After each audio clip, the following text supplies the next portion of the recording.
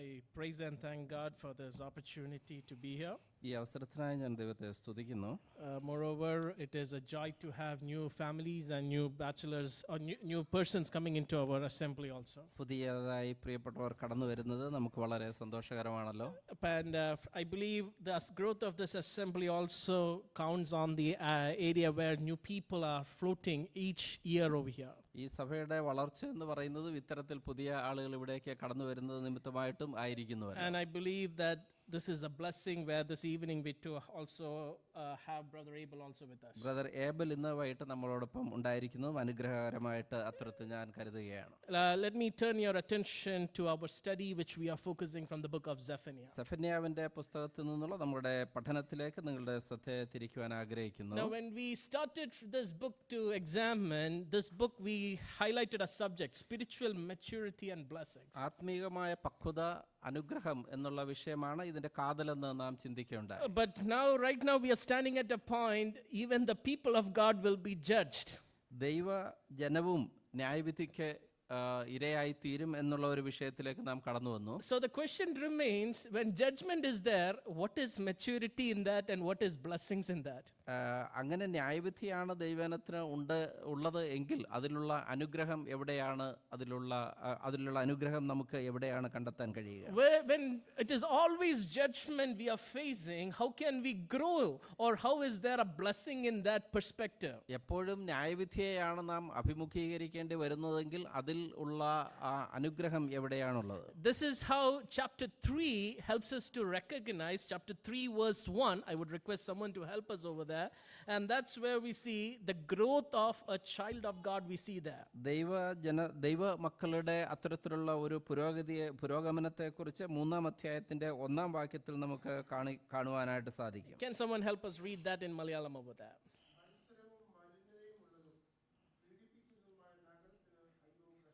There the word mentioned, as I have highlighted in the last class, the word called defiled is mentioned over there. മത്സരവും മലിനതയും ഉള്ള ആളുകൾ. Now we understand when does an area or a portion of a land become defiled.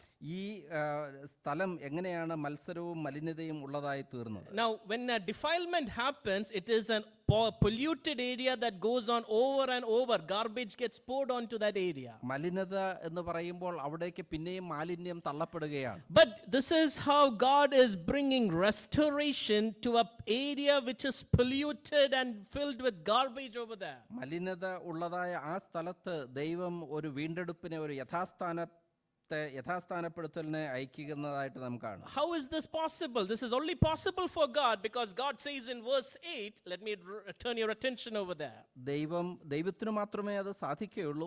8-ാമത്തെ വാക്യത്തിൽ അത് നമുക്ക് കാണുവാൻ കഴിയും. Therefore wait for me, declares the Lord. അതുകൊണ്ട് ഞാൻ സാക്ഷിയായി എഴുന്നേൽക്കുന്ന ദിവസം വരെ എനിക്കായി കാത്തിരിക്കുവിൻ. Wait for the Lord Almighty, so that that area which is polluted, the people which are polluted will be restored in front of God. എനിക്കായി കാത്തിരിക്കുക, കാരണം ആ മലിനതയിൽ നിന്ന് ഞാൻ അവരെ യഥാസ്ഥാനപ്പെടുത്തും. Dear believers, this is how we remember our Lord Jesus Christ. God restored us from garbage into the image of His Son through 2000 years ago on the cross of Calvary. നമുക്ക് അവിടെ നിന്ന് ഓർക്കുവാനായി കഴിയുന്ന കാര്യം, ആ മലിനതയിൽ നിന്ന്, മാലിന്യത്തിൽ നിന്ന് കർത്താവ് തന്റെ ജനത്തെ യഥാസ്ഥാനപ്പെടുത്തുന്നു എന്നതാണ്. And that's where Apostle Paul says a beautiful line in Ephesians 4 and verse 15 over there. എഫെസ്യ ലേഖനം 4-ാം അധ്യായത്തിന്റെ 15-ാമത്തെ വാക്യത്തിൽ അപ്പോസ്തലനായ പൗലോസ് അതിനെപ്പറ്റി മനോഹരമായി ഇങ്ങനെ ഒരു കാര്യം പറയുന്നുണ്ട്. And that's where I believe growth happens in our Christian life like this.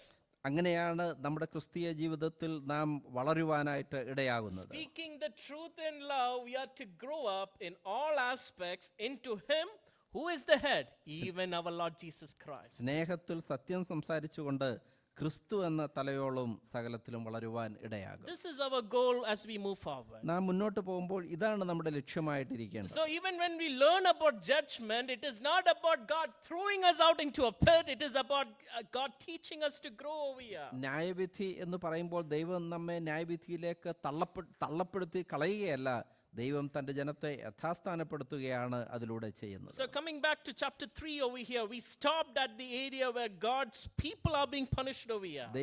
ദൈവ ജനം ദൈവജനത്തെ ശിക്ഷിക്കുന്ന ചിത്രം കണ്ടുകൊണ്ടാണ് നാം ഇവിടെ അവസാനിപ്പിച്ചത്. And there we recognize Zephaniah brings up with a prophetic voice over there. അവിടെ ഒരു പ്രവാചക ശബ്ദം സെഫന്യാവ് പറയുന്നുണ്ട്. The people of Judah are going to suffer at the hands of God. ദൈവത്തിന്റെ കരങ്ങളാൽ യഹൂദ ശിക്ഷിക്കപ്പെടും. And why they are doing that? Because they are filled with pride and self-confidence over here. കാരണം അവർ അഹന്ത നിറഞ്ഞവരായി തീർന്നിരിക്കുന്നു. And they were functionally rejecting God and serving themselves over here.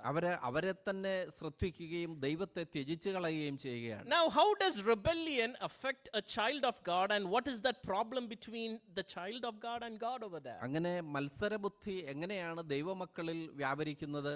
Now, when I say I am a qualified person to stand here, ഞാൻ ഇവിടെ നിൽക്കുവാൻ പ്രാഗൽഭ്യമുള്ള ഒരാളാണെന്ന് ഞാൻ പറയുമ്പോൾ, I have a degree attached with my name. എനിക്ക് എൻ്റെ പേരിനോടൊപ്പം ഒരു degree ഉണ്ട്. And there I start to show attitude on that.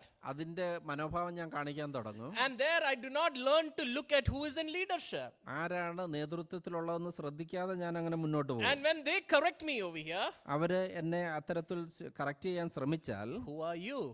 നീ ആരാണെന്ന് അവരോട് ചോദിക്കും. And there I start to have an area of anger, rebellion over there. അങ്ങനെയാണ് എന്നിൽ മത്സരവും ദേഷ്യവും വർദ്ധിച്ചു വരുന്നത്. And that rebellion eventually are creating diversion, dispersion. Even today, even in assemblies we see. ആ മത്സരബുദ്ധിയും മത്സരവും ദൈവമക്കളുടെ ഇടയിലും സഭകളിലും പ്രശ്നങ്ങൾ ഉണ്ടാക്കുകയാണ്. Psalmist says in Psalms 106 verse 43 like this. 106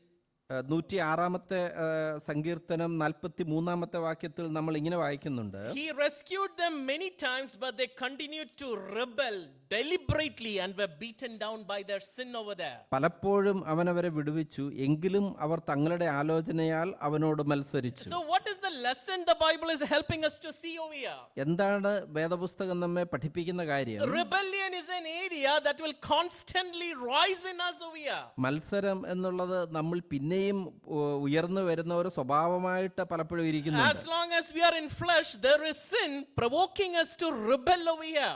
നമ്മൾ ജഡത്തിലായിരിക്കുമ്പോൾ പലപ്പോഴും നമുക്ക് ഈ സ്വഭാവം വരുന്നതായിട്ട് നമുക്ക് കാണാൻ സാധിക്കും. So the psalmist is helping us to see the grace that God is helping us to move forward over here. സങ്കീർത്തനക്കാരൻ പറയുന്നത് പോലെ ദൈവത്തിന്റെ കൃപയാൽ ദൈവം നമ്മെ മുന്നോട്ട് നടത്തുകയാണ്. I remember a time in Bangalore, I was helping one of the believers who were having a problem with the leadership over there. ബാംഗ്ലൂരിലായിരുന്നപ്പോൾ ഒരു ചെറുപ്പക്കാരന് സഭയുടെ നേതൃത്വത്തിലുള്ള ബന്ധത്തിൽ ഒരു പ്രയാസം ഉണ്ടായി. And he started narrating all his incidents with the leadership over there. അങ്ങനെ നേതൃത്വമായിട്ട് സംഭവിച്ച എല്ലാ അവന്റെ ജീവിതത്തിലെ പ്രശ്നങ്ങളും അവൻ ചൂണ്ടിക്കാണിക്കാൻ തുടങ്ങി. And I asked him only one question. ഞാൻ അവനോട് ഒരു കാര്യം ചോദിച്ചു. As long as you're complaining, have you ever prayed for that leader? നീ ഈ പരാതിയൊക്കെയും പറയുമ്പോൾ നീ ആ പ്രിയപ്പെട്ടവരെ ഓർത്ത് പ്രാർത്ഥിച്ചിട്ടുണ്ടോ? He said no. അവൻ പറഞ്ഞില്ല, ഞാൻ അങ്ങനെ പ്രാർത്ഥിച്ചിട്ടില്ല. And I asked him, as long as you're not ready to pray for that leadership, you have no right to even complain about that leadership. നീ അവരെ ഓർത്ത് പ്രാർത്ഥിക്കുവാനായിട്ട് തയ്യാറായിട്ടില്ലെങ്കിൽ അവരെ കുറിച്ച് പരാതി പറയുവാനും നിനക്ക് അധിക അർഹതയില്ല. If you are pointing them from the word of God, they are at fault. Let me remind you, you are supposed to pray for that person.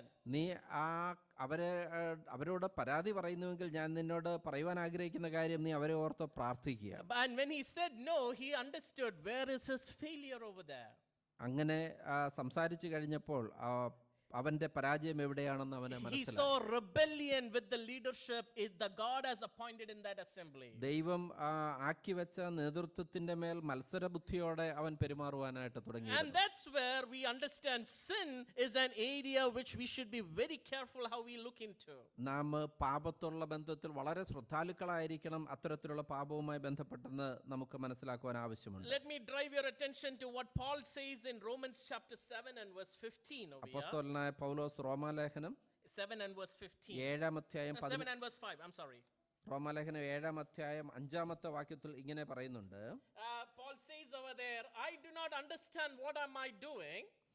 എനിക്ക് മനസ്സിലാകുന്നില്ല ഞാൻ എന്താണ് ചെയ്യുന്നതെന്ന്. Because I do not practice what I want to do, but I do what I hate over there. ഞാൻ ഇച്ഛിക്കാത്ത കാര്യമാണ് ഞാൻ ചെയ്യുന്നത്. Please remember, Apostle Paul is helping us to see the gravity of sin that is buried in our Christian life. നമ്മുടെ ക്രിസ്തീയ ജീവിതത്തിൽ മറഞ്ഞു കിടക്കുന്ന പാപത്തെക്കുറിച്ച് പൗലോസ് അവിടെ നമ്മെ ഓർപ്പിക്കുകയാണ്. This is because we are still in flesh and we need the grace of God to move forward. നാം ജഡത്തിൽ വസിക്കുന്നതുകൊണ്ട് കർത്താവിന്റെ കൃപ നമുക്ക് ആവശ്യമുണ്ട് നാം മുന്നോട്ട് പോകുവാനായി. So coming back to Zephaniah chapter 3, God's people are being punished because they are in rebellion over there. ദൈവ മക്കള് അവർ മത്സരബുദ്ധിയുള്ളവരായതുകൊണ്ട് ദൈവം അവരെ ശിക്ഷിക്കുകയാണ്. Now I do not know whether the screen, okay, Christy will look into it. There is a group of ants. I have put a picture over there. They are called the driver ants from Africa. ആഫ്രിക്കയിൽ നിന്നുള്ള ചില ഉറുമ്പുകളുടെ ഒരു picture ഞാൻ അവിടെ വെച്ചിട്ടുണ്ടായിരുന്നു. And this type of ants are actually called driver ants for a reason over there. അങ്ങനെ അവരെ driver and ഉറുമ്പുകൾ എന്ന് പറയാൻ ഒരു കാരണമുണ്ട്. And the reason is they go and attack normal small ants over there. അവര് ചെറിയ ഉറുമ്പുകളെ പോയിട്ട് അവർ ആക്രമിക്കും. And they take their eggs and they bring it to their own colony. ആ ചെറിയ ഉറുമ്പുകളുടെ മുട്ടകൾ എടുത്ത് അവരുടെ കോളനി കൊണ്ടുവരും. And eventually they train the smaller ants to go and attack their other colonies over there. ഈ ചെറിയ ഉറുമ്പുകളെ മറ്റു സ്ഥലങ്ങളിൽ പോയി അവരെ ആക്രമിച്ച് ഇങ്ങനെ മുട്ടകൾ കൊണ്ടുവരാനായിട്ട് പരിശീലിപ്പിക്കുകയാണ്. Eventually what is happening, they are making slaves those smaller ants and they are making them to work thinking they belong to this driver ants over there. ആ ചെറിയ ഉറുമ്പുകളെ തങ്ങളുടെ അടിമകളാക്കി അവരങ്ങനെ പരിശീലിപ്പിച്ചു കൊണ്ടുവരികയാണ്. Please remember, sin affects us in such a way over here. അങ്ങനെയാണ് പലപ്പോഴും പാപം നമ്മെ ബാധിക്കുന്നത്. We are being called into sin thinking we will be conquering it, but we become slaves to sin like a driver ant over here. ആ ഉറുമ്പുകളെ പോലെ നാം ആ പാപത്തിന് അടിമയായി തീരുകയാണെന്ന് പലപ്പോഴും നമ്മൾ And മനസ്സിലാക്കുന്നില്ല. eventually when we become to an adulthood stage, we end up going after sin over here. നാം പ്രായമായി കഴിയുമ്പോഴും ആ പരിശീലനം നാം തുറന്നുകൊണ്ടേ പോകും. We need to understand we belong as a child of God trying to conquer sin and how to move forward. നാം പാപത്തെ വിജയിക്കുവാനായിട്ട് നാം ദൈവമക്കൾ എന്നുള്ള തലത്തിൽ നമുക്ക് ആവശ്യമുണ്ട്. Second area why the children of God are affected over here. രണ്ടാമത് എന്താണ് ദൈവമക്കളെ ബാധിച്ചിരിക്കുന്നത്? 3 verse 2 in Zephaniah, God's discipline has not compelled them to obey over there. സെഫന്യാവിന്റെ പുസ്തകം 3-ാം അധ്യായം 2-ാമത്തെ വാക്യത്തിൽ അവൾ വാക്ക് കേട്ട് അനുസരിച്ചില്ല, പ്രബോധനം കൈക്കൊണ്ടില്ല, യഹോവയിൽ ആശ്രയിച്ചിട്ടില്ല, തന്റെ ദൈവത്തോട് അടുത്തു വന്നിട്ടുമില്ല. They have been disobedient from God's discipline because they are failing to trust God, because God can bring them closer over there. അവർ യഹോവയിൽ ആശ്രയിച്ചിട്ടില്ല, കാരണം അവർ തന്റെ വാക്ക് കേട്ട് അനുസരിച്ചിട്ടില്ല. Now why is this a problem over here? അതെന്താണ് ഒരു പ്രശ്നമായിട്ടിരിക്കുന്നത്? Because they do not see discipline of God as a matter of correction over there. അവര് ദൈവം അവരെ ശിക്ഷിച്ചത് അവരെ നന്നാക്കുവാനായിട്ടാണെന്ന് അവർക്ക് മനസ്സിലാവുന്നില്ല. Oh, I am being always targeted. I am always targeted for nothing, and my disciplining is pointless over here. യാതൊരു കാരണവുമില്ലാതെ എന്നെ ശിക്ഷിക്കുകയാണെന്നാണ് അവർ വിചാരിക്കുന്നത്. Please remember, God is teaching them what is their mistake over there. എന്താണ് അവരുടെ തെറ്റെന്ന് അവരെ പഠിപ്പിക്കുവാനായിട്ടാണ് ദൈവം ആഗ്രഹിക്കുന്നത്. They are not listening first of all. അവരെ ശ്രദ്ധിക്കുന്നില്ല. There we read in verse 2, the first line, she heeded no voice, she accepted no instruction. അവൾ വാക്ക് കേട്ട് അനുസരിച്ചില്ല, പ്രബോധനം കൈക്കൊണ്ടില്ല എന്ന് പ്രാരംഭത്തിൽ പറയുന്നു. രണ്ടാം വാക്യത്തിൽ There is a difference between hearing and listening. കേൾക്കുക അതുപോലെ ശ്രദ്ധിക്കുക എന്നുള്ളത് രണ്ട് വ്യത്യസ്തമായ കാര്യങ്ങളാണ്. Now Jason, my son, can hear me, but Jason, my son, is supposed to listen to me. Jason ഞാൻ പറയുന്നത് കേൾക്കാൻ സാധിക്കും, പക്ഷെ ജെയ്സൺ ചെയ്യേണ്ടത് ഞാൻ പറയുന്നത് ശ്രദ്ധിക്കുക എന്നുള്ളതാണ്. Now what is the difference? എന്താണ് അതിന്റെ വ്യത്യാസം? Listening means he should hear and practice what the father is supposed to say. ശ്രദ്ധിക്കുക എന്നുള്ളത് ആദ്യം കേൾക്കുകയും തന്റെ പിതാവ് എന്താണ് ചെയ്യുന്നതെന്ന് ശ്രദ്ധിക്കുകയും അതിനെ അനുകരിക്കുകയും ചെയ്യുകയാണ്. He has to observe me also what I am doing over here. ഞാൻ എന്താണ് ചെയ്യുന്നതെന്ന് ശ്രദ്ധിക്കുവാൻ അവൻ ആവശ്യമുണ്ട്. But what about hearing? Jason hears Thompson, his dad. Jason Thompson പറയുന്നതൊക്കെ കേൾക്കുന്നുണ്ട്. That means he does not have to do it. He does whatever it pleases him. പക്ഷെ അവനത് ചെയ്യേണ്ട ആവശ്യമില്ല, അവന് ഇഷ്ടമുള്ളതാണ് അവൻ ചെയ്യുന്നത്. Now what is happening over here? They were only hearing and they were not practicing over അവര് there. കേൾക്കുന്നുണ്ട്, പക്ഷേ അവരത് അനുസരിക്കുന്നില്ല. And that is where we see why that is disobedient, because they did not trust the Lord and did not draw closer to God. എന്താണ് ആ അനുസരണക്കേടിന്റെ കാരണം? അവർ യഹോവയിൽ ആശ്രയിക്കുന്നില്ല, യഹോവയോട് അടുത്ത് ചെന്നിട്ടുമില്ല. When you are not growing closer to God, there is no relationship over there. അവനോട് അടുത്തു ചെല്ലുമ്പോഴാണ് ദൈവവുമായി നമുക്ക് ഒരു റിലേഷൻ ഉണ്ടാവുന്നത്. And that is where 3 verse 2 brings to the third area. The lack of trust shattered the relationship with the Almighty God over there. മൂന്നാമത്തെ വിഷയം നമ്മളിവിടെ കാണുന്നത് യഹോവയിൽ ആശ്രയിക്കത്തക്കവണ്ണം അവർ ദൈവത്തോട് അടുത്തു ചെന്നിട്ടില്ല എന്നുള്ളതാണ്. They remained hard-hearted toward God. അവരുടെ ഹൃദയത്തെ കഠിനമാക്കിക്കൊണ്ട് ജീവിച്ചു. When we turn to the book of Exodus, നമ്മൾ പുറപ്പാട് പുസ്തകത്തിലേക്ക് കടന്നു പോകുമ്പോൾ we remember there is a man who is termed hard-hearted over there. അവന് ഹൃദയത്തെ കഠിനമാക്കിയ ഒരു മനുഷ്യനെ നമ്മൾ അവിടെ And കാണുന്നുണ്ട്. that person is none other than Pharaoh over there. ഫറവോനെ കുറിച്ചാണ് ആ കാര്യം നമ്മൾ പറയുന്നത്. Now I do deeply see through these villain characters very interestingly in the Bible. ഇങ്ങനെയുള്ള കഥാപാത്രങ്ങളെ പറ്റി ഞാൻ വളരെ ശ്രദ്ധിച്ച് നോക്കിയിട്ടുണ്ട്. And there the description is very clear in chapter 5 verses 2 and 3. 5-ാം അധ്യായത്തിന്റെ 2-3 വാക്യങ്ങളിൽ അവനെക്കുറിച്ച് വളരെ കൃത്യമായ ഒരു കാര്യം പറഞ്ഞിട്ടുണ്ട്. In chapter 5 verse 2, the Bible is encouraging us to see what is the problem with this hard-hearted man. ഈ മനുഷ്യന്റെ യഥാർത്ഥ പ്രശ്നം എന്താണെന്നുള്ളത് 5-ാം അധ്യായം 2-ാം വാക്യത്തിൽ എഴുതിയിട്ടുണ്ട്. Uncle, can I have someone to please help us? 5 verse 2 and 3. 5-ന്റെ 2-3 വാക്യങ്ങൾ.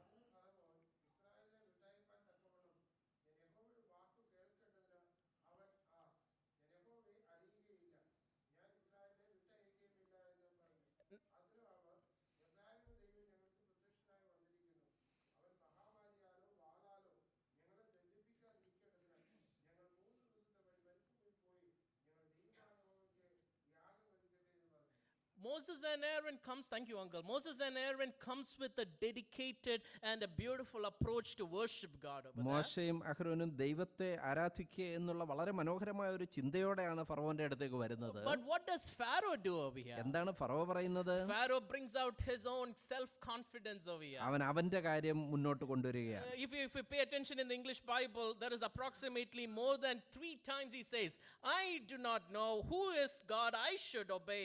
I will not let Israel go over there. 3 പ്രാവശ്യം അവൻ പറയുന്നതായിട്ട് ഇംഗ്ലീഷിൽ നമുക്ക് വായിക്കാൻ സാധിക്കും. എനിക്കറിയില്ല യഹോവ ആരാണെന്ന്, ഞാൻ എന്തിന് അവന്റെ ശബ്ദം കേൾക്കണം. So a hard-hearted person looks at only himself, only to justify what he or she has done in front of God over there. ഹൃദയത്തെ കഠിനമാക്കിയവൻ അവനിലേക്ക് തന്നെ നോക്കുകയാണ്. എന്തുകൊണ്ടാണ് അവൻ ദൈവം മുമ്പാകെ അവനെ ന്യായീകരിക്കേണ്ടത് എന്നുള്ളതിന്റെ കാരണം കണ്ടെത്തുകയാണ്. And this is where he seeks for an answer. There is no living God and there is no point in trusting this living God over here. അതുകൊണ്ട് തന്നെ അവൻ കണ്ടെത്തുന്ന ഉത്തരം എന്നുള്ളത് ഒരു ജീവിക്കുന്ന ദൈവമില്ല, ആ ദൈവത്തെ അന്വേഷിക്കേണ്ട അറിയേണ്ട ആവശ്യവുമില്ല. So 3 things which we see here is there is no foundation to trust God, there is no foundation to look at his saving understanding over here. അവനെ അന്വേഷിക്കത്തക്കവണ്ണം യാതൊരു ഉറപ്പും ഞാൻ കാണുന്നില്ല എന്നുള്ളതാണ് അവൻ മനസ്സിലാക്കുന്ന കാര്യം. And what is the lesson which we can learn? Remember here is in connection with our Christian life, there is no point in looking to the gospel. A hard-hearted person will conclude over there. ഒരു കഠിനഹൃദയനായ മനുഷ്യൻ പറയുകയാണ്, അവൻ ചിന്തിക്കുകയാണ്, ആ സുവിശേഷത്തെക്കുറിച്ച് എനിക്ക് യാതൊരു താല്പര്യവുമില്ല, അതെനിക്ക് ആവശ്യമില്ല എന്ന്. Dear believers, the truth is elementary. The gospel is the only reason we are able to be seated here. നാം ഇവിടെ കടന്നു വന്ന് ദൈവസന്നിധിയിലായിരിക്കുവാൻ ഒരേ ഒരു കാരണമായിരിക്കുന്നത് ആ സുവിശേഷമാണെന്നുള്ളത് നാം മറന്നുപോകരുത്. And that truth, if we are not being led in our hearts, let me remind you, with a hard heart, we will leave from these halls complaining about each other over here. ആ സുവിശേഷം നമ്മുടെ ഹൃദയത്തെ പരിവർത്തനമാക്കിയില്ലായിരുന്നുവെങ്കിൽ നാം ആ കഠിനഹൃദയരായി തന്നെ ജീവിച്ചു പോകുമായിരുന്നു. Now I believe everyone has his or her fair share of shortcomings in their life. നമുക്കൊക്കെയും നമ്മുടെ ജീവിതത്തിൽ പോരായ്മകളുണ്ടെന്ന് നമുക്കറിയാം. Now there is no perfect leader other than our Lord Jesus Christ, who came down 2000 years ago in human flesh. 2000 വർഷങ്ങൾക്ക് മുമ്പ് മനുഷ്യാവതാരം ചെയ്ത കർത്താവായ യേശുക്രിസ്തു അല്ലാതെ എല്ലാം തികഞ്ഞവനായിട്ട് മറ്റാരും ഇല്ല. Now when we have shortcomings, the whole point is, how are we not depending to fall every time, but learning to be in the image of our Lord Jesus Christ is important every day. നമുക്ക് കുറവുകൾ ആണ് ഉള്ളതെങ്കിൽ നാം എങ്ങനെ ക്രിസ്തുവിനോട് അനുരൂപരായി തീരുവാനായിട്ട് സാധിക്കും? Galatians 2 verse 20 says,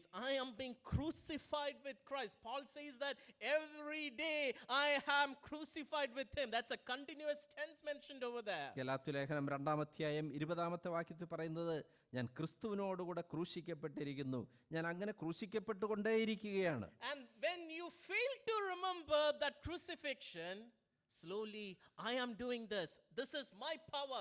Why should I let go? Who is this God that I should obey him? അങ്ങനെ ഞാൻ ക്രൂശിക്കപ്പെട്ടിരിക്കുന്നു എന്നുള്ള വസ്തുത നാം എപ്പോഴെങ്കിലും മറന്നു പോകുന്നുവെങ്കിൽ അപ്പോഴാണ് ഞാൻ ചിന്തിക്കുന്നത്, എന്തിനു ഞാൻ ദൈവത്തെ ഓർക്കണം, എന്തിനു ഞാൻ ദൈവത്തെ അനുസരിക്കണം എന്നുള്ളത്. And sadly, let me remind you, that is where we lose our trust on him day by day over there. അങ്ങനെ ആകുന്നുവെങ്കിൽ നാം നമ്മുടെ ദൈനംദിന ജീവിതത്തിൽ കർത്താവിൽ ആശ്രയിക്കുന്നത് കുറച്ചു കൊണ്ടുവരുവാനായിട്ട് ഇടയായിത്തീരും. Coming down to the next area where God's people are punished over there because their leaders have become very poor over there. അവരുടെ ഈ കർത്താവിന് എന്തുകൊണ്ടാണ് അവർ മത്സരികളായി തീർന്നതെന്നുള്ള മറ്റൊരു വിഷയത്തിലേക്ക് വരുമ്പോൾ അവരുടെ നേതാക്കൾക്ക് ആ ദൈവത്തെ അന്വേഷിക്കുന്നതിൽ താല്പര്യമില്ല എന്ന് നമുക്ക് കാണാൻ Uncle, സാധിക്കും. can I have someone to support us? Zephaniah 3 verse 3 over there. 3-ാമത്തെ സെഫന്യാവിന്റെ പുസ്തകം 3:3 വായിക്കാമോ?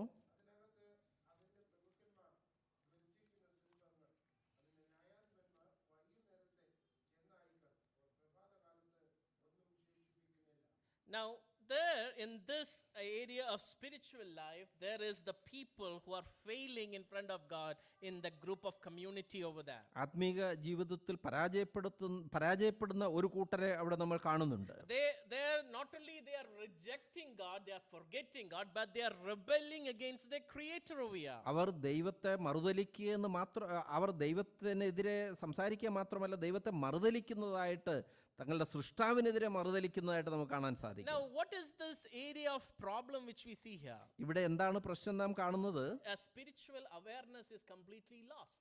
അവരുടെ ആത്മീകമായ അവരുടെ ഉൾക്കാഴ്ച നഷ്ടപ്പെട്ടിരിക്കുന്നു. Now, who are the people of Judah? ആരാണ് യഹൂദ?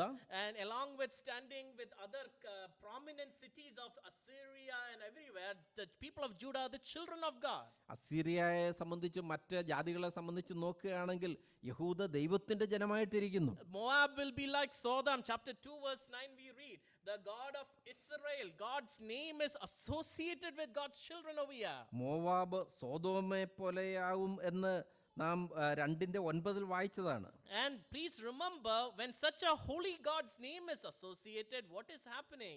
They are completely not understanding where is God in their life. വിശുദ്ധനായ ദൈവത്തെ സംബന്ധിച്ച് അവർ മനസ്സിലാക്കാതെ പോകുന്ന കാര്യം ദൈവത്തിന് അവരുടെ ജീവിതത്തിൽ എന്ത് പ്രാധാന്യം അവർ കൊടുക്കുന്നു എന്നുള്ളതാണ്. Now the leadership's character is mentioned for those in the city, those who are in that community over there. ആ നേതാക്കന്മാരുടെ സ്വഭാവത്തെ സംബന്ധിച്ച് അവിടുത്തെ സ്ഥലത്ത് അവിടെ ഉണ്ടായിരുന്ന നേതാക്കന്മാരുടെ സ്വഭാവത്തെ സംബന്ധിച്ച് അവിടെ പറഞ്ഞിട്ടുണ്ട്. Now it's mentioned as ruthless and devouring over there. അവര് അതിൻ്റെ പ്രഭുക്കന്മാർ ഗർജിക്കുന്ന സിംഹങ്ങൾ, അതിൻ്റെ ന്യായാധിപതിമാർ വൈകുന്നേരത്തെ ചെന്നായ്ക്കൾ, ഇങ്ങനെയാണത് പറഞ്ഞിരിക്കുന്നത്. Now I wanted to identify why is Zephaniah hung up between lions and wolves over here. അങ്ങനെ സിംഹങ്ങളുടെയും ചെന്നായ്ക്കളുടെയും സംബന്ധിച്ച് സെഫന്യാവ് എന്തിനാണ് അവിടെ എടുത്തു പറയുന്നത്? A roaring lion and a wolf are animals that strip the city bare clean when it's hungry over there. ആ മൃഗങ്ങൾ വിശന്നിരിക്കുന്ന സമയത്ത് ആ പട്ടണത്തിലേക്ക് ഓടിച്ചെന്ന് അതിനെ ഇല്ലാതെയാക്കാൻ കഴിവുള്ള മൃഗങ്ങളാണത്. So what is Zephaniah bringing to that point over here? Sin can only leave a spiritual place completely wiped out over there. പാപം അത്തരത്തിൽ ആ സ്ഥലത്തേക്ക് ചെന്ന് സിംഹവും ചെന്നായ്ക്കളും ആ സ്ഥലത്ത് ഇല്ലാതെയാക്കുന്ന പോലെ പാപം കയറി വന്ന ആ നേതൃത്വത്തെ ഇല്ലാതെയാക്കുവാനായിട്ട് കഴിവുള്ളതാണ് ആ പാപം. Now what is the problem of sin wiping out a place like that? ആ പാപം എങ്ങനെയാണ് ഒരു സ്ഥലത്തെ ഇല്ലാതെയാക്കുന്നത്? And that is where sin is only learning to teach about serving oneself and forgetting to serve God. കാരണം തന്നെ പ്രസാദിപ്പിക്കുക എന്നുള്ളതാണ് പാപം ചെയ്യുന്ന കാര്യം. ദൈവത്തെ അന്വേഷിക്കുന്നത് മനുഷ്യനെ പിന്നോട്ട് വലിക്കുന്നു. And that's where 3 verse 3 the last line says, they leave nothing for the morning over there. മൂന്നാമത്തെ വാക്യത്തിന്റെ അവസാന വാചകത്തിൽ ഇങ്ങനെ പറയുന്നു, അവർ പ്രഭാതകാലത്തേക്ക് ഒന്നും ശേഷിപ്പിക്കുന്നില്ല. It is a replication of behavior. When the leadership fails, the congregation also fails over there. നേതൃത്വം പരാജയപ്പെടുന്നിടത്ത് ആ ബാക്കിയുള്ള ആ സഭയും പരാജയപ്പെടുകയാണെന്നുള്ളതാണ് അവിടെ നമുക്ക് കാണുവാനായിട്ട് സാധിക്കുന്നത്. When we started Zephaniah chapter 1 in the beginning of our study over here, സെഫന്യാവിന്റെ ഒന്നാം പുസ്തകം നാം വായിച്ചു തുടങ്ങിയപ്പോൾ there we see how the different categories of people are being targeted over there.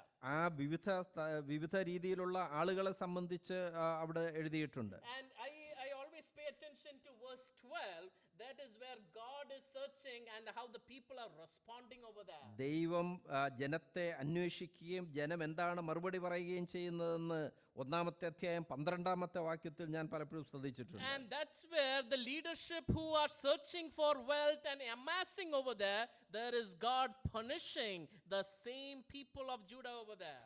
യഹൂദയെ ദൈവം എങ്ങനെയാണ് ശിക്ഷിക്കുന്നതെന്ന് 12-ാമത്തെ വാക്യത്തിൽ പറഞ്ഞിട്ടുണ്ട്. And please remember here, dear believers, this is even the same condition even when we look into our Christian life. നമ്മുടെ ക്രിസ്തീയ ജീവിതത്തിലേക്ക് നോക്കുമ്പോൾ പലപ്പോഴും ഇങ്ങനെയാണ് നമ്മുടെ ജീവിതത്തിലും സംഭവിച്ചു പോകുന്നത്. When God who has given us responsibilities, കർത്താവ് നമുക്ക് ഉത്തരവാദിത്തങ്ങളെ തരുമ്പോൾ we have to be very careful how we take care of the people who are in our houses as well as in our churches also. കർത്താവ് നമുക്ക് അത്തരത്തിൽ തന്നിട്ടുള്ള ഉത്തരവാദിത്തത്തിൽപ്പെട്ട ആ ആട്ടിൻകൂട്ടത്തെ എങ്ങനെയാണ് നാം കൊണ്ടു നടക്കുന്നതെന്ന് നാം വളരെ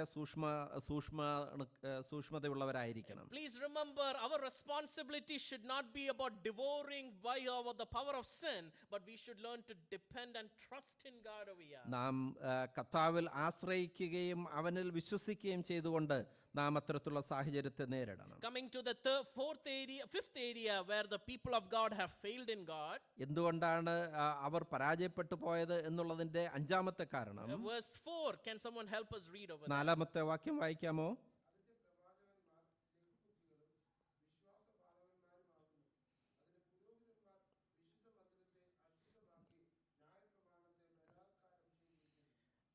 Thank you, Uncle. Now, God is now approaching not only the people, not only the leadership, but the religious people who are supposed to bring spiritual awareness over there. അവരിലേക്ക് ആത്മീകമായ പാഠങ്ങൾ പഠിപ്പിച്ചു കൊടുക്കേണ്ട പുരോഹിതന്മാരിലേക്ക് കടന്നു വരികയാണ്. How does verse 4 begin? The prophets are reckless over there. അതിന്റെ പ്രവാചകന്മാർ ലഘുബുദ്ധികളാണ്. They have despised the name of God over there. അവര് വിശ്വാസപാതകന്മാരാണ്. ദൈവത്തെ അവർ ത്യജിച്ചു കളഞ്ഞിരിക്കുന്നു. Now I believe even today when people who stand with the word of God, I count myself, this is where I come in fear over here. I am accountable to what even I'm preaching over here. നമ്മൾ സംസാരിക്കുന്നത് എന്താണെന്നുള്ളത് നമുക്ക് തന്നെ ശിക്ഷാവിധിയാക്കുമോ എന്നുള്ള ഭയത്തോടെയാണ് നാം നിൽക്കേണ്ടത്. As we preach and teach, are we becoming too lethargic to hold on to these holy principles? ദൈവത്തിന്റെ ആ വിശുദ്ധിയുടെ മാനദണ്ഡവുമായി തട്ടിച്ചു നോക്കുമ്പോൾ നാം പ്രസംഗിക്കുന്ന കാര്യങ്ങൾ പ്രാവർത്തികമാക്കുവാൻ നമുക്ക് കഴിയുന്നുണ്ടോ? It is where we should start to examine very carefully over here. വളരെ സൂക്ഷ്മതയോടെ നാം നമ്മെ തന്നെ നോക്കേണ്ടത് ആവശ്യമാണ്. Are we dishonoring God's word? നാം ദൈവവചനത്തെ ബഹുമാനിക്കാതെ പോകുന്നുണ്ടോ? Or are we honoring God's word? നാം ദൈവവചനത്തെ ബഹുമാനിക്കുന്നവരാണോ? If we are honoring God's word, how are we handling it carefully in our day-to-day life? നാം അങ്ങനെയുള്ളവരാണെങ്കിൽ എത്ര സൂക്ഷ്മതയോടെയാണ് ദൈവവചനത്തെ നാം കൈകാര്യം ചെയ്യുന്നത് നമ്മുടെ നിത്യ ക്രിസ്തീയ ജീവിതത്തിൽ? A story goes like this. ഒരു കഥ ഇങ്ങനെയുണ്ട്. There was a thief who completed his sentence and he was out of the jail over there. ഒരു കള്ളൻ അവന്റെ തടവുകാലം കഴിച്ച് ജയിലിൽ നിന്ന് വെളിയിലേക്ക് വരികയാണ്. Now he doesn't know anything other than robbing or even stealing from someone over there. അവൻ ഈ കളവ് ചെയ്യുക അല്ലെങ്കിൽ പിടിച്ചു പറിക്കുക എന്നുള്ളതല്ലാതെ ഒരു പണിയും അവൻ അറിയുകയില്ല. By the time he finished his sentence and came out, he was 60 plus over there. അവന് ജയിലിൽ നിന്ന് ഇറങ്ങി വരുമ്പോൾ അവൻ ഓൾറെഡി 60 വയസ്സായി. Now after 60 plus we understand our bonds will be brittle and we will not be able to do much work over there. 60 വയസ്സ് കഴിയുമ്പോഴത്തേക്ക് നമ്മുടെ എല്ലൊക്കെ ക്ഷയിക്കും. പിന്നെ നമുക്ക് അധികം ജോലി ചെയ്യാനായിട്ടൊന്നും കഴിയത്തില്ല. Now what do you think this thief would do? ഈ കള്ളൻ എന്ത് ചെയ്യും? He went back and he pretended to rob a store. അവനൊരു കട മോഷ്ടിക്കാൻ ശ്രമിച്ചു. And he justified, I only know how to steal, so I wanted to get back to jail over there. എനിക്ക് ഈ മോഷണം മാത്രമേ അറിയത്തുള്ളൂ, അതുകൊണ്ട് ഞാൻ എങ്ങനെയെങ്കിലും തിരിച്ച് ആ ജയിലിൽ ചെല്ലാൻ ആഗ്രഹിക്കുന്നു എന്ന് പറഞ്ഞു. Dear believers, this is the condition of the people of Judah over here. ഈ യഹൂദയുടെ ചിത്രം അങ്ങനെ The ആയിത്തീർന്നിരിക്കുന്നു. priest who continued to do same thing again and again, eventually, even when God punished them once upon a time, they are still repeating it over ആ there. പ്രവാചകന്മാരും പുരോഹിതന്മാരും ദൈവം അവരോട് വളരെ ന്യായവിധിയിലൂടെ ഇടപെടാൻ ശ്രമിച്ചുവെങ്കിലും അവരതു തന്നെ ചെയ്ത് മുന്നോട്ട് And പോവുകയാണ്. that's where the verse is very clear. Her priests have profaned my sanctuary over there. പ്രവാചകന്മാർ ലഘുബുദ്ധികളും പുരോഹിതന്മാർ വിശുദ്ധ മന്ദിരത്തെ അശുദ്ധമാക്കുന്നവരുമായി. Each time when God put them in exile and bringing them back, they are profaning that sanctuary of God over there.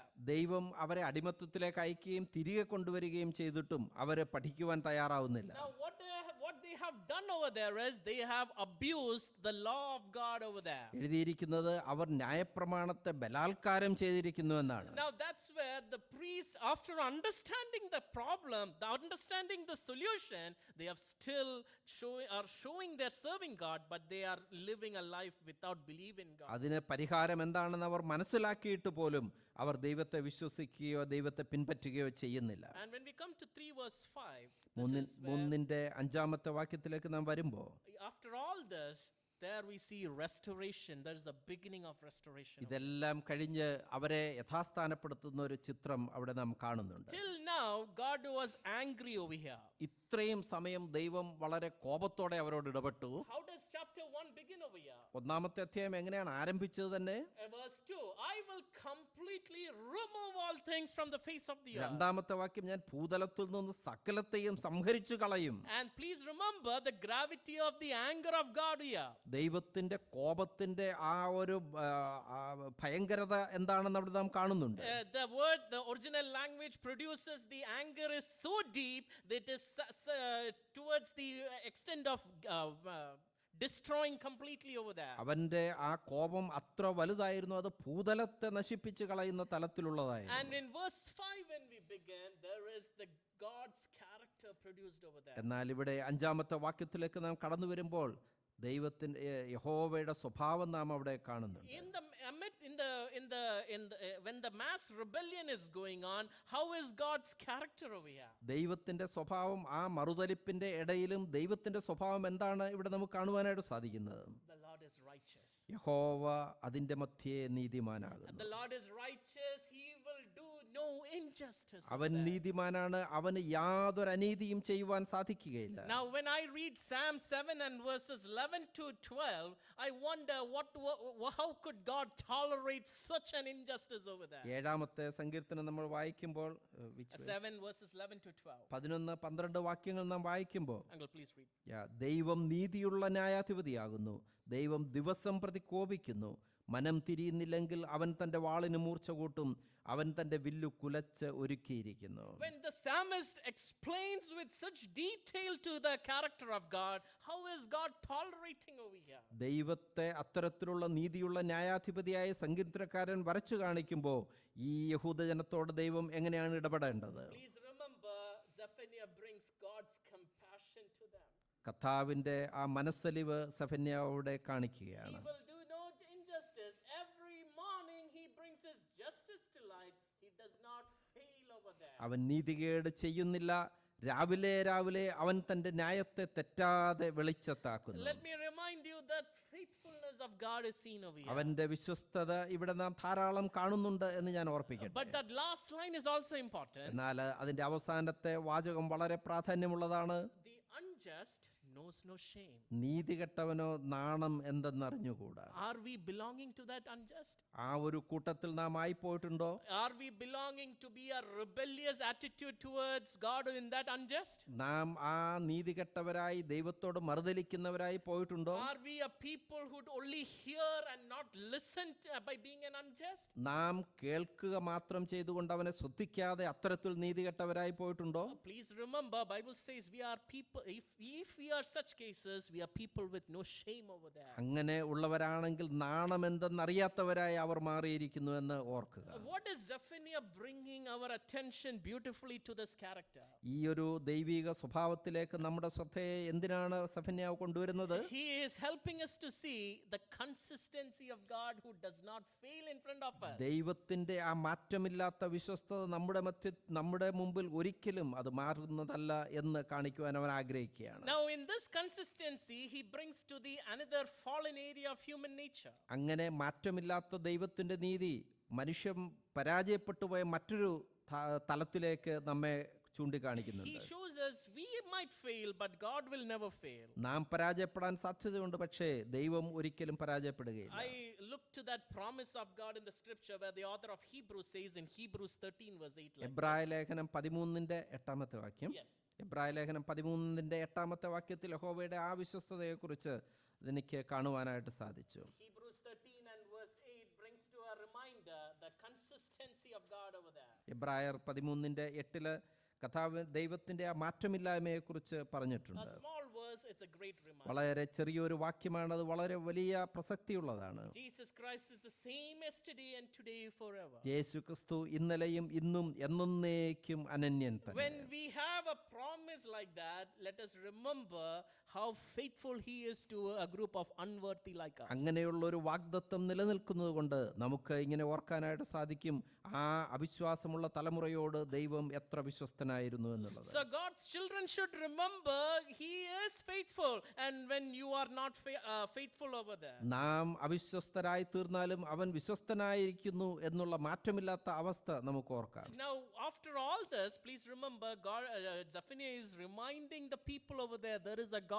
you should not forget. നിങ്ങൾ മറന്നു പോകരുത്, ഒരു ദൈവം ജീവിക്കുന്നു എന്നുള്ള കാര്യം. And that's where he shows to them God's righteousness and where our unrighteousness is mentioned in those chapters. അവിടെയാണ് ആ സെഫന്യാവ് പറയുന്നത് ദൈവത്തിന്റെ നീതിയും നമ്മുടെ അനീതിയും എങ്ങനെയുള്ളതാണെന്ന്. And when we read through verses 6 to 7, here Zephaniah brings to the picture where discipline of God is becoming fruitless over there. 6-7 വാക്യങ്ങളിൽ പിന്നെയും സെഫന്യാവ് പറയുന്ന ഒരു കാര്യം, ദൈവം അവരെ ശിക്ഷ വിധിച്ചിട്ടും അവരത് മനസ്സിലാക്കുന്നില്ല എന്നുള്ളതാണ്. And again this is a reminder, if they are people who are falling under the unjust category, you are failing in front of God. പിന്നെയും അവരാ ഒരു അനീതിയുടെ ആ തലത്തിലേക്ക് മാറിപ്പോവുകയും ദൈവത്തെ ഭയപ്പെടുവാൻ ആഗ്രഹിക്കുകയും ചെയ്യാതെ ഇരിക്കുന്നവരായിട്ട് മാറിപ്പോകുന്നു. God is calling them, reminding them, how are you failing because of your disobedience? നിങ്ങളുടെ അനുസരണക്കേട് നിമിത്തമാണ് നിങ്ങൾ എന്നിൽ നിന്ന് അകന്നു പോകുന്നതെന്ന് ദൈവം അവരോട് തുടർച്ചയായിട്ട് ഓർപ്പിച്ചുകൊണ്ടിരിക്കുകയാണ്. And why when they become disobedient, what is happening in their life? അവർ അനുസരണക്കേട് കാട്ടുമ്പോൾ എന്താണ് അവരുടെ ജീവിതത്തിൽ സംഭവിക്കുന്നത്? They are going after what their heart is teaching them, what is pleasure for them. അവരുടെ ആ ഹൃദയം പറയുന്ന ആ ആശയ്ക്ക് അനുസരണമായിട്ട് അവർ പോവുകയാണ്. So what is maturity in this lesson over here? ഈ കാര്യത്തിൽ എന്താണ് അവരുടെ മെച്യൂരിറ്റി എന്നുള്ളത്? This lesson reminds us, when you are following God, God will bring maturity and blessings to you. You do not have to search for it. നിങ്ങൾ കർത്താവിനെ അന്വേഷിക്കുന്നുവെങ്കിൽ നിങ്ങളുടെ ജീവിതത്തിൽ കർത്താവ് അനുഗ്രഹങ്ങളെ തരുവാനിടയാവും. Let me raise the attention to verses 6 and 7. Someone help us over there. 6-7 വാക്യങ്ങൾ വായിക്കാമോ? Yeah, 6 and 7.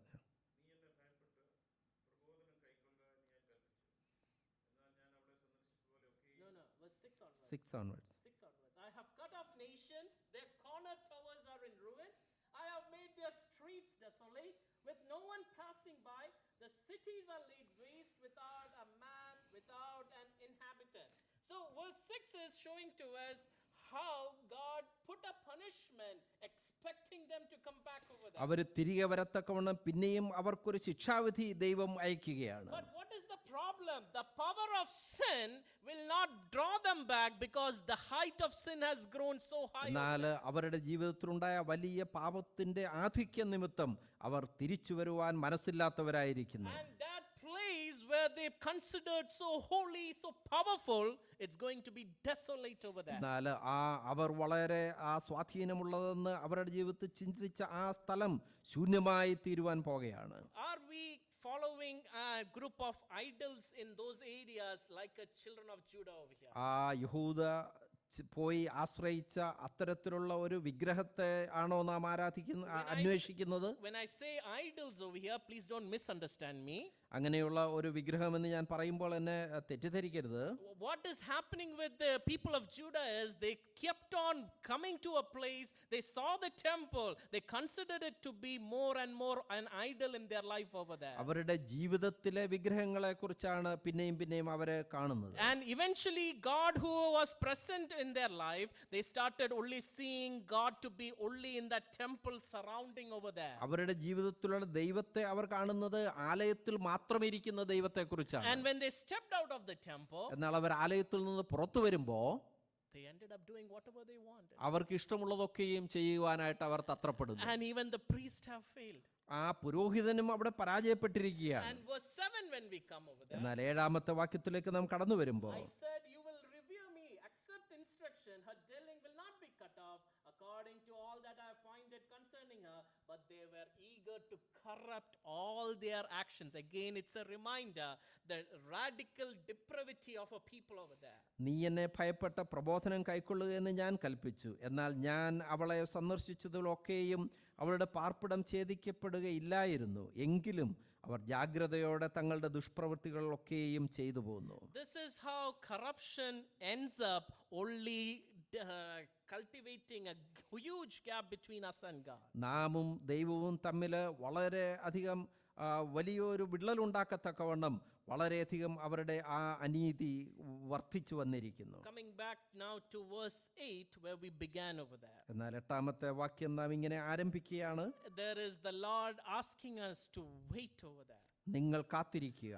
And this waiting is a reminder for the hearer, number one, with a fear in their hearts. അവരുടെ ഹൃദയത്തിൽ ഭയത്തോടെ കാത്തിരിക്കുക. And that's a reminder of grace we should first see over here. അവിടെയാണ് ആ കർത്താവിന്റെ കൃപ കാണുവാനായിട്ട് സാധിക്കുന്നത്. And when there is grace, there is also maturity for a grown-up believer over here. ആ ഒരു വിശ്വാസിയുടെ ആ ഒരു മച്യൂരിറ്റി അവിടെ നമുക്ക് കാണുവാൻ And സാധിക്കുന്നു. when God is present to come and visit his people and be with his people, let me remind you, God will bring blessings over there. കർത്താവ് തൻ്റെ ജനത്തോട് കൂടെ വസിക്കുവാനായിട്ട് വരുന്ന സാഹചര്യത്തിൽ അവൻ്റെ ധാരാളം കൃപ അവരനുഭവിപ്പാനായിട്ടിടയാകും. Uncle, someone help us read verse 8 over there.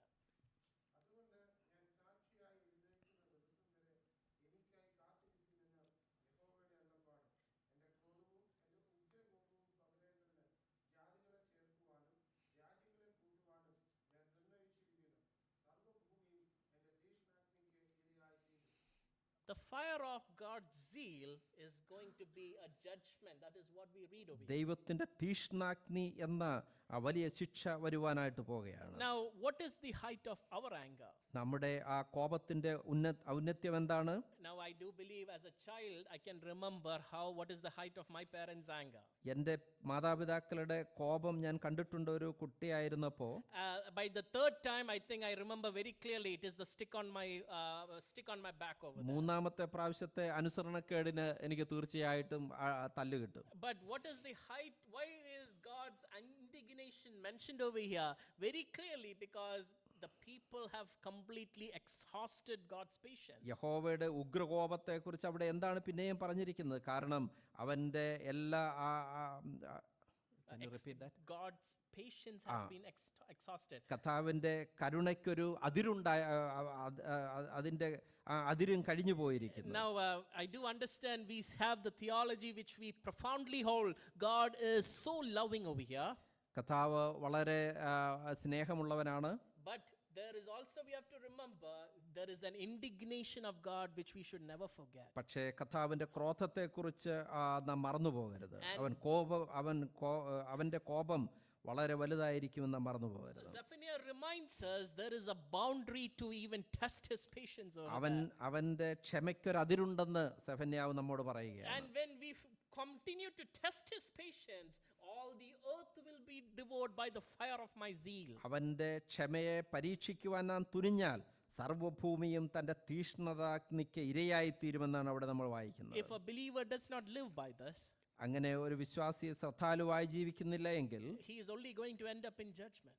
അവൻ ആ ന്യായവിധിക്ക് ഇരയായിത്തീരും. But if a believer lives by this, പക്ഷേ ഒരു വിശ്വാസി അങ്ങനെ ജീവിക്കുവാൻ തയ്യാറാവുന്നുവെങ്കിൽ in the place where we go, there might not be a church or there might not be our families to take care. ഞാൻ പോകുന്ന സ്ഥലത്ത് ഒരു പക്ഷേ നമുക്കൊരു നമ്മെ സഹായിപ്പാൻ ആരുമില്ല എന്ന് വരാം, നമുക്കൊരു സഭ ഇല്ല എന്ന് വരാം. But there, when we live with this fear, God is going to bring us to maturity to live with Him. പക്ഷേ ഈ ഭയത്തോടെ നാം ജീവിക്കുന്നുവെങ്കിൽ കർത്താവിനെ അന്വേഷിച്ച് ജീവിക്കുവാനുള്ള മച്യൂരിറ്റിയിലേക്ക് അവൻ നമ്മെ കൊണ്ടുവരും. And there is God blessing us in the steps which we take forward. നാം എടുക്കുന്ന ഓരോ സ്റ്റെപ്പിലും കർത്താവ് നമ്മെ സഹായിക്കുവാനായിട്ടുണ്ടാവും. How does then verse 9 begin? 9ാമത്തെ വാക്യം എങ്ങനെയാണ് വായിക്കുന്നത്? I will give to the people purified lips. അവർക്ക് നിർമ്മലമായ ഒരു അധരങ്ങളെ ഞാൻ കൊടുക്കും. Please remember, this is not about the purity of speech over here. ഇത് നാം പറയുന്നതിന്റെ നിർമ്മലതയല്ല. It is not the purity of what our tongues which we speak or maybe even curse, swear at times over here. നാം ആണയിടുന്ന നാക്കിന്റെ നിർമ്മലതയല്ല. It is about the purity of a Christian life, how God is restoring that person over there after his judgment. അവരെ യഥാസ്ഥാനപ്പെടുത്തുന്ന അവരുടെ ജീവിതത്തിന്റെ നിർമ്മലതയാണ് അവിടെ അർത്ഥമാക്കുന്നത്. For what? എന്തിനു വേണ്ടി? That they may call on the Lord's name. ഏക മനസ്സോടെ അവനെ സേവിക്കേണ്ടതിന്. And that's where we continue from here in the next class. അടുത്ത ക്ലാസ്സിൽ നമുക്ക് ഇവിടെ മുതൽ മുന്നോട്ട് പോകാം. What did we learn in the last few minutes? നമ്മൾ ഇന്ന് എന്താണ് പഠിച്ചത്? The punishment to God's children. ദൈവ മക്കളുടെ മേൽ ഉണ്ടാകുന്ന ന്യായവിധി. Now it is not an easy thing for everyone to hear that. അത് നമുക്ക് കേൾക്കാൻ സുഖമുള്ള ഒരു കാര്യമല്ല. We might be willing to hear what is happening to our neighbor who does not follow God. What is their punishment? നമ്മുടെ അയൽവക്കത്തുള്ള ദൈവത്തെ അന്വേഷിക്കാത്തവന് എന്തു വരുന്നെന്നുള്ളതല്ല.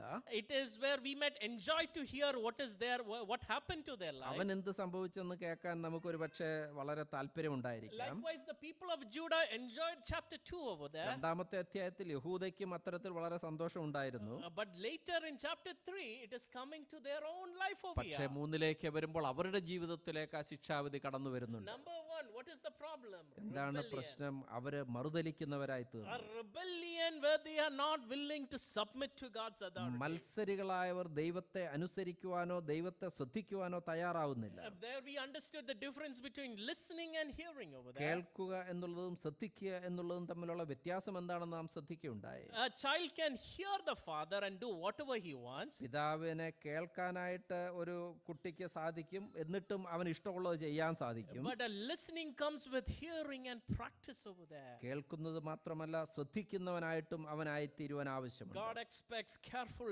listeners over there. അത്തരത്തിലുള്ള ശ്രദ്ധാലുക്കളെയാണ് ദൈവം ആഗ്രഹിക്കുന്നത്. Then we understood our life are bent towards continuing because we are in sin, because we are still in flesh. നമ്മൾ ജഡത്തിൽ ജീവിക്കുന്നത് കൊണ്ട് നമ്മുടെ ജഡിക സ്വഭാവത്തിൽ നാം തുറന്നു പോകുവാൻ സാധ്യതയുണ്ട്. We should remember, we should not be confident of our Christian life only to handle by ourselves. We need God. നാം നമ്മിൽ തന്നെ ആശ്രയിച്ചുകൊണ്ട് നമ്മുടെ ക്രിസ്തീയ ജീവിതം മുന്നോട്ട് കൊണ്ടുപോകാൻ കഴിയുകയില്ല. നാം ദൈവത്തിൽ ആശ്രയിക്കുക. The power of sin had grown so high, the God's discipline also didn't change the people over there. പാപത്തിന്റെ ശക്തി വളരെ ആയിരുന്നതുകൊണ്ട് ദൈവം അവരെ ശിക്ഷിച്ചിട്ട് പോലും അവർ തിരികെ വരുന്നില്ല. Why again over there?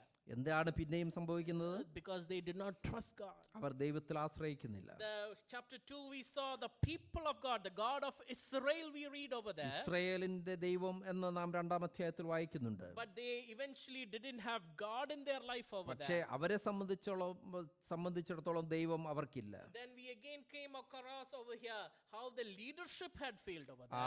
അവരുടെ നേതൃത്വം എങ്ങനെയാണ് പരാജയപ്പെട്ടു പോയതെന്ന് നാം കാണുകയുണ്ടായി. And when the leadership fails, we can imagine how the congregation feels. നേതൃത്വം പരാജയപ്പെട്ടുവെങ്കിൽ പിന്നെ അവരുടെ കാര്യം പറയുവാനുണ്ടോ? We also understood how it is important to be having a spiritual awareness over there. ഒരു ആത്മീകമായ ഉൾക്കാഴ്ച ഉണ്ടാകേണ്ടതിന്റെ പ്രാധാന്യത്തെക്കുറിച്ച് നാം കാണുകയുണ്ടായി. The awareness where they failed to see God, and that was their problem over there. അവര് കർത്താവിനെ കാണുവാനായിട്ട് അവരാഗ്രഹിച്ചില്ല, അതായിരുന്നു അവരുടെ പരാജയം. And even the priests who were supposed to lead the entire leadership and the people, they even dishonored over there. പുരോഹിതന്മാർ ദൈവത്തെ അനുസരിക്കാതെ ഇരുന്നു എന്ന് നാം അവിടെ കാണുന്നു. And please remember, finally we come across the faithfulness of God. ഏറ്റവും അവസാനം കർത്താവിൻ്റെ വിശ്വസ്തത നാം കാണുകയായിരുന്നു. And lastly, we see that discipline becomes fruitless when we are not committed to God. നാം കർത്താവിൽ നമ്മെ തന്നെ നാം അവനെ സമർപ്പിക്കുന്നില്ല എങ്കിൽ ശിക്ഷണ നടപടികൾ പോലും അവനിലേക്ക് മനം തിരിയാതിരിക്കത്തക്കവണ്ണം നമ്മെ ദുഷ്ടതയിൽ കണ്ടിന്യൂ ചെയ്യുവാനായിട്ട് ഇടയാക്കും. Please remember, this is a cycle, and a congregation or a kingdom is a cycle of people working together for the kingdom of God. ഒരു സമൂഹം ഇങ്ങനെ ഉള്ള ക്രമത്തിൽ കടന്നു പോകുന്നതായിട്ട് ദൈവ സഭയിലും കാണുവാൻ സാധിക്കും. We cannot say, I am independent, I can do whatever, I am following God, and keep silent in a seat over there. ഞാൻ തനിയെ ഇങ്ങനെ ഒരു സ്ഥലത്തിരുന്നു കൊള്ളാം, എനിക്ക് ഇതൊന്നും ബാധകമല്ലെന്ന് പറയുവാൻ നമുക്ക് കഴിയുകയില്ല.